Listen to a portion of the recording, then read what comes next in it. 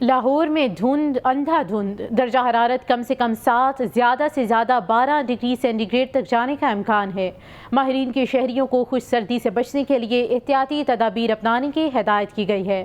Motor وے مختلف مقامات سے بند کر دیے گئے ہیں۔ اسی پر تفصیلات جانیں گے مبین حیدر سے۔ جی مبین، کیا صورتحال ہے موسم کی؟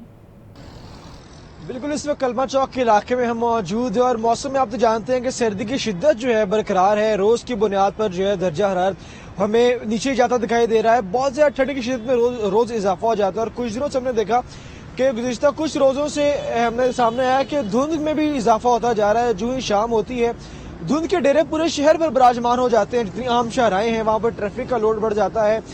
رنگ روڈ پر جو ہے ٹریفک کا لوڈ بڑھ جاتا ہے اور جتنے بھی اہم سڑکیں جس میں کنال روڈ آ جاتی ہے، مین گلبرگ آ جاتا ہے، فیروز پور روڈ آ جاتا ہے، اس میں جتنی بھی اہم شاہراہیں ہیں وہاں پر ٹریفک لوڈ میں آ جاتے ہیں۔ اس کے علاوہ ہم نے دیکھا کہ پراپر ایک دھند چھا جاتی ہے جس کی وجہ سے تمام معاملات زندگی جو ہیں وہ بھی اس سے متاثر ہوتے ہیں اور ہم درجہ حرارت میں بھی کافی حد تک جو ہے ہمیں کمی دیکھنے میں آتی ہے۔